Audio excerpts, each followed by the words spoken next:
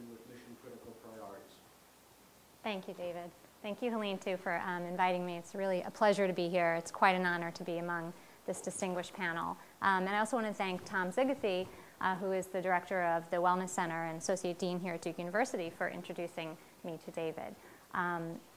It's a bit surreal to be here as a Duke graduate. I think if you told me when I was a freshman 20 years ago that I would be presenting at a conference on college alcohol issues, I'm pretty sure I would not have believed that. But I guess life is sort of funny in that way, so here I am.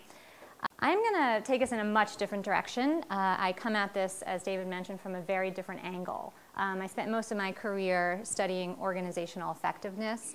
The title of her talk is Aligning Alcohol Prevention with Mission-Critical Priorities. Thank you, David.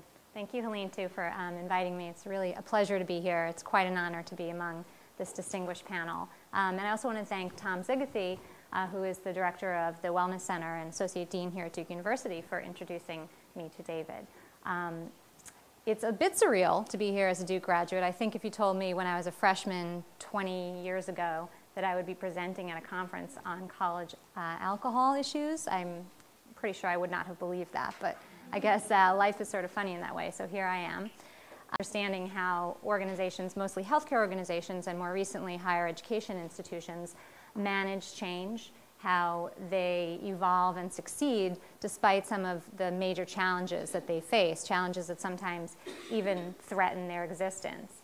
And when I met Brandon Bastide, who's the founder of Outside the Classroom, I realized I had my work cut out for me because I can't think of an issue that's more of a challenge to the success of an institution than college drinking. You know, my hat goes off to you for doing this hard work each and every day. I'm just amazed at the commitment that it takes.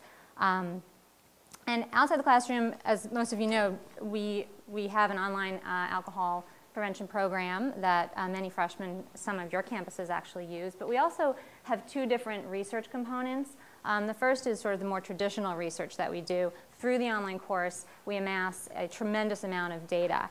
And my colleague Todd Wyatt, who's here, and Bill DeYoung, who many of you know, mine that data. They do data analyses to really understand patterns in college drinking, and we ask questions on a whole host of issues. So for those of you who are in the research world and interested in those sorts of collaborations, I really encourage you to talk to Todd. But the other kind of research that we do is very different in kind from what we've been hearing about across the past 2 days. And through the Alcohol Prevention Coalition, we do best practice research. Now, when you're looking at organizational effectiveness, you can't do randomized control trials in the way that you can with students. You can't look at interventions and set up a control group and an intervention group. So we do best practice research, and I'm going to share some of that with you today, but I just want to kind of preview to you that this is sort of research with a lowercase r and not a capital R. What I hope would be maybe different about this session as well is that I'd like this to be a dialogue rather than me talking at you. I think everyone in this room has an incredible amount of experience that they bring here, not just the panelists, and I would rather I'm confident that you have more to learn from each other than you do from me. So I want to start us off with a question for the group, and that is, just by a quick show of hands, how many of you would say that at your institution, alcohol prevention is a priority? It matters at the institutional level. Hands up, heads down. Uncertainty, maybe. So this is, right, so this is great. This is not that it matters to you. This is not that it matters to your department. This is that up through the ranks and throughout the organization, this is something that folks are willing to invest in, are committed to, and are willing to go to bat for. And someone used the phrase lip service. So there's not just lip service part to this, but that there is a real institutional commitment to this. 2, 3, 4. Okay. That's about average for when I ask that question. You know, no one's really doing this. It's more of like the, And when you press on that, when you try to hear, give me an example of that, generally the argument falls apart. And I think this group, by virtue of you all being here, by virtue of many of these campuses represented here having huge names in the field doing research on those campuses and having practitioners who care enough to come to a conference like this are probably above average in terms of commitment to the issue. But what we're seeing across the country is that prevention generally has not been an institutional priority. And it kind of begs the question, why not? So for those of you that did not raise your hand, what's the obstacle there? You care about it, but it hasn't been an institutional priority. And I think it's intuitive that it should be. We can all agree, our presidents recognize that it's a problem on campus, but why is it not an issue? Yeah. I'm just speaking from a personal perspective of observation on the campus that I work on. The alumni do not want to give up their history, their privileges. There is a pressure to continue the traditions of the past. Okay. So traditions, if we change this culture, then this wonderful institution that we were a part of is no longer going to be as great as it used to be. I could vouch for that as someone who was at Duke in sort of the heyday of the national championships. Drinking was a huge part of the culture, and there were new faces on campus, and there were some forces underway that sought to change that, and there was a lot of concern that the alumni were going to be put off and, of course, stop giving to the institution, right? And weren't going to be as attached as they used to be. What else? I think anything that threatens admissions, threatens dollars that will come into an institution, and certainly knowing ahead of time that you're bringing in perhaps students with these issues can threaten, just threaten the security and the infrastructure of the university. Okay, so pressure from the admissions standpoint. What else? Just budgetary resources for general. There's a lot of interest, and I go to a lot of task forces at my university, but then somebody needs to carry it forward. Right. And we've got a lot of other balls to meet. Right, so it's an issue of priority. Maybe not that the dollars aren't there, but that they're not, this isn't enough of a priority to attract those dollars. Anything else? Yeah, Mark. When I when we were doing the task force thing, we spoke to a lot of college presidents, and the issue hinged a lot for the presidents on this issue of in loco parentis, which is they don't want to take on this responsibility. It's like, why is it their job to protect what are supposed to be adults from doing this? And one group I was telling people earlier today, one group I spoke to actually yelled at me because they said, we're supposed to take care of campus suicides, campus drinking, campus alcohol, campus sex. We can't cover enough classrooms, with teachers, and Right. we're supposed to do all this stuff. So Right. that's a serious part of it. Absolutely, but on the other hand, they have the legal liability, right? Well, And so if they don't take care of it, So it becomes Yep. more of a shifting balance for them. yep. If you frame the question to a college president, how important is it to you to prevent an alcohol-induced death by your students? They would put it the highest possible priority. So I think the problem is they don't know how to do anything about it or to prioritize it, and somewhere in between preventing deaths and preventing each and every student from taking a single beer, which is not a priority for theirs because of whatever in local parentis, because of alumni, because they don't want to be bothered with it, whatever. But somewhere in between, absolutely it's a high priority, but they don't know how to do it all. At least they see it as only all or none, Right. so they're paralyzed. Great point. Yeah. Yeah, I think that there's also a bit of an implicit ideology. It may exist at the university, and I think it exists with parents, particularly those who are multi-generational Dukies, as I think they do. And I'm sure it's true at other campuses, that part of maturity is drinking, an expectation that drinking will happen, and that individuals need to learn to handle the use of alcohol. And so there's a lot of turning the other way, not only because of the loco parentis, which I think is sort of a complicated position, but I do think because it's an expectation. It's an expectation that's counter to the legal expectation that they not drink. Right. And it causes a great deal of difficulty. Yeah. And there's nothing I can do to control it, is generally the view, and it's going to happen, and the consequences are not all bad. Absolutely. So, in the sense that it's a rite of passage, And I experienced that. My husband is also a Duke grad, and it's very difficult, and my son is a huge Duke basketball fan. It's very difficult to talk about our Duke experience without talking about the partying that went on. You know, he's always seeing the videos and, you know, seeing the Cameron crazies, and in his mind, I think that's a part of it, and it's just viewed as part of the college experience, at least at a school like Duke. Yeah. Before I started on campus, a lot of my community-based alcohol intervention, and I don't think they're any different than these many people in the country. I think they're extraordinarily ambivalent about alcohol, about its use. Many of the decision makers abuse themselves, and yet we're going to try to say it's okay for faculty or it's okay for administration, it's not okay for students. Right. We do that, and I think off campus we just have this, even the history of recovery programs, we've had a terrible battle getting recognized as reasonable intervention. I don't think we like this area. Yeah. Yeah. Very hard to touch. Okay, Dr. Looney? Lawyers, Says the doctor. I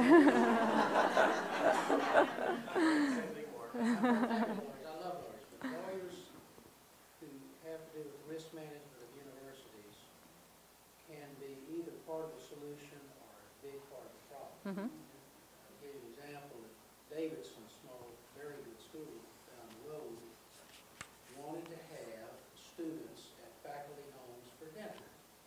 Let's have an experience outside of the classroom. If they were old enough, serve them wine, cocktails. If they weren't, then they could be there when it was done. The problem is the risk management of that. The lawyer there said, that's a great idea. Let's solve that with informed consent and discussions with parents. That's very unusual because, you know, most lawyers doing this work say, if there's a 2% risk of something bad happening, we ain't going to do it. Rather than saying, Mr. President, what is your view, your goal, your vision? Let's figure out some ways to do it. And they haven't quite got over into that Davidson experience. And so somehow getting that into that group of risk management lawyers would be a very good idea. But currently, 98% of them are impediments from Right. Right. Great. So there's clearly a multitude of obstacles standing in our way: admissions, alumni, legal issues, you know, and so forth. What I want to talk about today is how we could begin to make some progress despite all of those obstacles. And as I mentioned, this is something that's not easy to do, but I think it's worth bringing some research to bear and just some insights to figure out how can we begin to get our campuses to prioritize this issue a bit more. Now, John shared this data yesterday. I just want to touch on it again quickly. And it's the question of why have we not been able to move the dial on drinking rates? You know, for the past 15 to 20 years, we've been hovering here in the 40%. That's not to say that there aren't institutions that have seen on their campus very dramatic decreases in binge drinking. But as a nation, we haven't really been able to crack this nut. So what's going on? I'm going to posit two main drivers. Obviously, there are plenty, but part of it is what Mary talked about yesterday, is that we haven't, despite what the great research that's come out of a lot of people in this room and others, that these best practices, these evidence-based practices have not been widely adopted. You'd be shocked at how many institutions that we talk to are doing things that have proven to be ineffective, literally wasting their prevention dollars. There's a lot of reasons why. But what I want to talk more about today is the second area, which we just touched upon. And the fact is, you can take all of the best practices and all of the talent that you might want to throw at it, but if there's not institutional buy-in, those things will not succeed. Where you see success in alcohol prevention is where it has become a priority beyond one person in the alcohol department and even beyond the student affairs division. So not an institutional priority, senior administrators not supporting it or only supporting it kind of in name only, or when it's important to, you know, give a speech or when it hits code red when there's a death on campus. Not having consistent funding. I'm amazed at how many practitioners' salaries come from grant dollars that might not be there next year, or their entire programmatic budget comes from grant dollars that might not be there next year. And it's also lack of accountability. Now, colleges are getting really good at measuring learning outcomes. They're becoming a lot more accountable for a lot of things. Alcohol prevention is not one of them. we have sort of become comfortable with saying, as long as we don't have a death on campus, we're doing okay. As long as we have a prevention program in place, we're doing okay. But no one is actually being held accountable for making any real changes. Part of the problem, ironically, is that there is now a role called the AOD Coordinator on most campuses. And the study, as of 2006, there were 3/4 of campuses that had an AOD Coordinator. That's a great thing. You know, thank you to the FIPSI grants for creating this role. But the problem is when you, and this happens in any organization, when you centralize a function, everyone else kind of backs off from it. You know, it becomes the job of the AOD person to handle that. Anything with the word alcohol on it gets passed on to that person, and everyone else assumes that they no longer have to play a role in this. And by the way, you know, when we talk about institutionalization, a lot of campuses will tell me, yeah, you know, this is an institutional priority. We have a campus community coalition, right? We once a quarter have a bunch of people sitting around a table talking about the alcohol issue. We're institutionalized on this issue. I would argue I have yet to see a truly effective campus community coalition. A lot of times what you see happening in those instances is that a bunch of people talk, they all bring their own perspectives, they talk at each other, and the AOD coordinator ends up doing all of the work anyway. So I don't necessarily think that that is an effective vehicle for institutionalizing the issue. What we do need to see is a much more relationship-driven approach to this. So if you are a coordinator on your campus, someone mentioned this yesterday, you do not have an enormous sphere of influence, right? You don't control a lot on your campus. You do not have a lot of institutional authority. So what that means is in order to get others to see that this is an important issue, that in order for them to achieve their objectives, we need to address this alcohol issue, you're going to have to start developing some relationships. Now, you know, there's not even enough room on this graphic to put all the people that you would possibly need to get on board to really address this issue, so you're going to have to start somewhere. You're going to be targeted in your approach. But certainly, you know, you want this to come out of the student affairs and the student health division and then kind of reach outward. And where we see success, again, is where coordinators have been able to do this. I don't know if any of you know Linda Major at the University of Nebraska in Lincoln, but the strategy that she operates under is called the 1,000 Cups of Coffee strategy. And her approach is literally to build as many relationships as she can with her key stakeholders. And she's been able to have some really amazing success in Nebraska because of that. She works very closely with the local police department. And because of that, she's able to capture data on exactly where the hotspots are on campus and react almost real time before those become big problems. She gets last drink data from the local detox unit, which allows her to be very strategic in how she spends her prevention dollars. Matt was talking about athletics today. We've seen success in a campus like Gettysburg College, where the AOD coordinator worked very hard to build a relationship with the athletics department, and you know how difficult that can be to do, but he stuck with that. And as a result, together they were able to develop a point system. The problem there was inconsistency in enforcement between athletes and non-athletes, so they developed a point system for all alcohol violations, and they, as a result, were able to see some pretty impressive decreases in alcohol violations among both athletes and non-athletes. So it does take a bit of relationship development.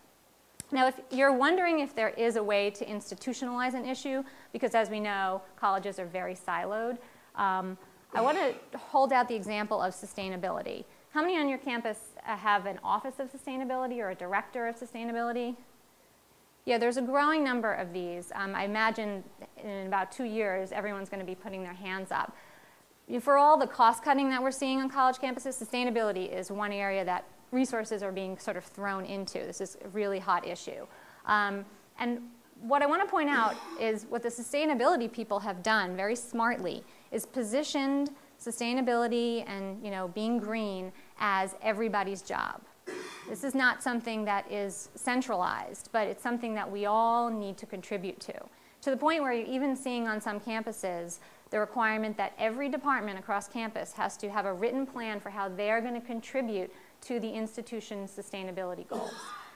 Now imagine if that were the case for alcohol prevention, right? If you can have every department, your academics and faculty and alumni relations and admissions, talk about how they're going to contribute to solving this problem. I think that would be pretty amazing.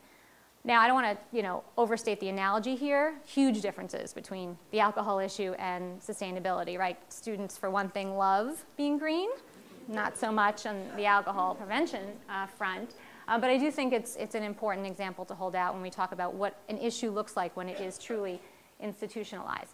So how do we do that? It really starts by connecting the dots. It's a very simple concept of thinking about what matters on your campus and how do I relate those objectives to my objective, which is addressing high-risk drinking. And I think it's a lot easier to do than most of us think because these relationships do exist. So, if I ask you to think about what your institution's main strategic priorities are, what are the sort of top 3 to 5 things on their strategic plan, I'm sure you can all come up with them, and they probably hover somewhere around what we see here. We all like to think, our college is so unique, but at the end of the day, we're all about these 5 or 6 things. So it's enrollment and retention, getting students in the door and keeping them there. It's the academic excellence. It's things like engaging our students in their college experience, managing costs, obviously a huge issue in the past 2 years or so, generating revenues, and then protecting or enhancing the value of the brand at our institution. And the challenge is showing how each one of these things is impacted by high-risk drinking. Because I think it's intuitive that they are, but what's important is to begin to bring some research and some data to bear. So I'm going to do that and kind of take them one at a time. How many would say retention's an issue on their campus? Yeah, okay. So, maybe about half the group. An institution like Duke, I think the retention rate is something like 98%. So, not necessarily a big issue. But for those where it is an issue, you can see nationally, this is data on the retention rate of first-year students. So from first to second year, are they returning? And as a nation, we're kind of struggling recently. This has become really challenging for those institutions that struggle with retention. They're seeing their rates decline. Part of that has to do with the economy, of course. But there's obvious implications of the alcohol issue on retention, both enrollment and retention. In terms of enrollment, let me start there. There's really not any data that I've seen showing the linkages between high-risk drinking and enrollment, but anecdotally, we've heard a lot of stories about how having a reputation as a party school weakens the brand in the marketplace. It makes sort of the best and the brightest not want to come to your organization. And on the flip side, once they're there, they have limited career opportunities once they graduate. So you hear stories of career centers saying they can't bring the big corporations to recruit on campus because of the reputation of that campus as a party school, or students going out into the workplace and not being able to get the jobs they want because of having that school's name on their resume. So linkages there on the enrollment front. And then on the retention side, there is data, some pretty good data showing the linkages between high-risk drinking and academic performance, which I'm going to talk about, student engagement. And then that last category, not necessarily a ton of good data there, but I think when you look at retention, there's been a lot more literature on the causes of retention. Lots of folks think that is, financial drivers are really important, but increasingly we're seeing that a lot of it is just social isolation, lack of social integration. And on campuses where there is a heavy drinking culture, there are students who simply do not fit in with that culture and feel that they need to leave because that's not what they bargained for. And I would encourage you to go onto a website called collegereviews.com. What it is existing students put their opinion about their college on there, good or bad. And go to your campus's site, and I hope you're happy with what you see, but you might not be, because there are a lot of students who are writing in that this place is a joke, that I came here for an education, and all I see around me are students vomiting and partying, and I can't wait to transfer. So students are starting to share their impressions with other students, and those are obviously the very students that you'd like to keep on campus. Say that again. It's called collegereviews.com. So I think when I began to study alcohol-related attrition, I thought I was going to find a bunch of research on what percentage of attrition on a campus is related to alcohol. And all I could find was this one study. It's by David Anderson out of George Mason University. And what he did was a survey of campus administrators. And he asked them, of all the attrition on your campus, what percentage, in your opinion, is related to alcohol? Now, he didn't define what that means. So it could be students who are kicked out because of alcohol violations, students who chose to leave, medical leave because of alcohol-related issues, or the students that I was just talking about who chose to leave. They may have been abstainers or low or moderate drinkers, but they just felt that they didn't fit in. So we don't really know what he meant when he asked that question, but the answers that he got from the survey participants was that they believe that about 1/3 of all attrition is related to alcohol. Now, I wonder where they got those numbers from, because whenever I've asked anyone on a college campus, do you measure alcohol-related attrition? The answer is no. Do any of you know if you're measuring that on your campuses? A number that you would know of? I would think if they were measuring it, this group would know about it, right? So this is just not something that we're tracking. So I'm not sure where they got that data from, but I think it's sort of a best collective guess. And it gives us something of a benchmark to start with. Moving on to academic performance, we've all seen that graphic with the big beer cans, and shows that as GPA goes up, frequency of drinking goes down, and that there is a relationship between how much you drink and what your GPA is. I think a better approach to analyzing that came from Stephen Porter and John Pryor in 2007, and they did a study showing that there was a relationship between the frequency of heavy episodic drinking and the probability of getting a GPA of an A or an A-. And you can see that with more drinking occasions, heavy episodic drinking occasions, that probability is lowered. So if you had 4 occasions across the past 2 weeks of heavy episodic drinking, you have between a 10 and 16% less likelihood of getting that GPA than someone who doesn't drink. And the reason there's a range there is because they looked at groups of different universities, women's colleges, liberal arts colleges, and research universities. At Outside the Classroom, we occasionally analyze our own data for these purposes as well, and this is an analysis that Todd did a couple of years ago, and it looked at our database from 2008-2009.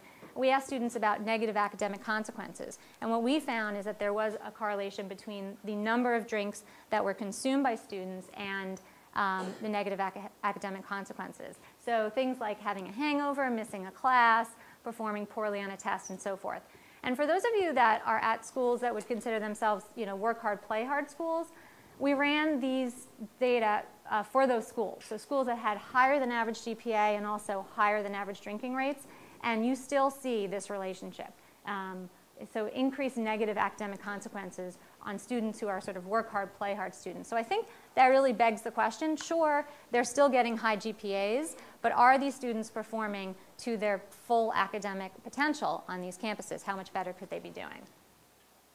I'm going to just quickly go through the linkage between high-risk drinking and student engagement, particularly with regard to faculty interactions. The more a student drinks, the less likely they are to interact with faculty, which is another driver of retention and student engagement. And this is data that Kenneth could probably speak better to than I can. He and his colleague Julia Martinez sort of teased out the alcohol attrition paradox. So it's a really interesting idea. If you think about participating in campus life, is positively associated with student engagement, which is protective for attrition. On the other hand, participating in some events is positively associated with heavy drinking, which is a risk factor for attrition. So how do we tease this out? At the end of the day, they used some covariance, and they were able to find that when you hold that event participation constant, there still is a relationship between heavy drinking and attrition. I'm going to skip this because I want to quickly get to a cost analysis. If you really want to get the attention of senior leadership on your campus, show them how expensive the alcohol problem is. Right? I was surprised to see that no one has really quantified the cost from an institutional perspective. We know how much it costs from a societal perspective, but no one is saying every year how much is my campus spending on the alcohol problem. So we tried to do that, and we came up with a number of cost categories. Here are the major ones: attrition, how much you have to pay to replace a student once you lose them, and all the revenue that you lose with that student when they walk out the door; counseling services, adjudication services, public safety. That's all the dollars you spend on the staff that spends an incredible amount of their time managing the alcohol issue. and then property damage, facilities costs. And when we ran the numbers, we were able to see that for an average campus of about 10,000 students, the cost of dealing with alcohol each year is over $500,000. And that cost can vary depending on how big a problem alcohol is, to the left and to the right there. This is the cost savings opportunity. So if you're able to improve how well you're managing the issue, there's a lot of dollars to be saved here. And then if you really want to get the attention of your president, where the dollars start to get really big is when you think about alcohol-related attrition. The students that you're losing each year, the revenue that is walking out the door when a student leaves because of an alcohol-related issue, because you don't replace that student and get the dollars back. That seat is generally not filled. And when you look at the numbers, ARA is alcohol-related attrition. Even if you look at a 10% alcohol-related attrition rate, and you multiply the number of students who leave each year times the net tuition revenue, you're looking at between $3.6 million and $1.1 million, depending on if you're a private, public institution. The worse your alcohol-related attrition rate, the higher those dollars get. These are pretty big numbers, and I can't imagine someone on campus not sort of sitting up and listening when you show these figures. So how do we begin to institutionalize on our campus? I think part of it is increasing accountability. I mentioned before how little accountability you see for this issue. We've got to start capturing data and managing that on a more real-time basis. So, I go to a campus and they tell me that they've seen their data increase over the course of a year, and they bring out data from a year ago, and it makes me realize that they're not managing the problem today. They don't really know where we stand. So having a dashboard is one way to do it. I've not seen a dashboard exist in nature. If anyone knows of any alcohol prevention programs that have an actual dashboard, please let me know. And another way is to try to get this on the strategic plan. There are a couple of institutions, Union College and Purdue are ones you can find their strategic plans online if you're interested. They've been able to actually get the mention of this as an institutional goal written into their strategic plan. Now, what does that mean? Is it just words on a piece of paper? Perhaps. But I do think it sends a very important signal to everyone on campus that this is an institutional priority. And an even better example is Ohio University. Not only is addressing the alcohol and other drug issue on their strategic plan, but they've actually put in specific targets. So you can see written into that plan is reducing the self-reported rate of binge drinking by 1% each year over the next 5 years, and reducing the rate of drug-related judicial referrals by 2% each year for the next 5 years. And oh, by the way, who's accountable? The Division of Student Affairs. So they are really kind of throwing down the gauntlet on this one. And when you talk to the folks there, they say they're able to do this because they have a president on their campus who is a big supporter of alcohol prevention.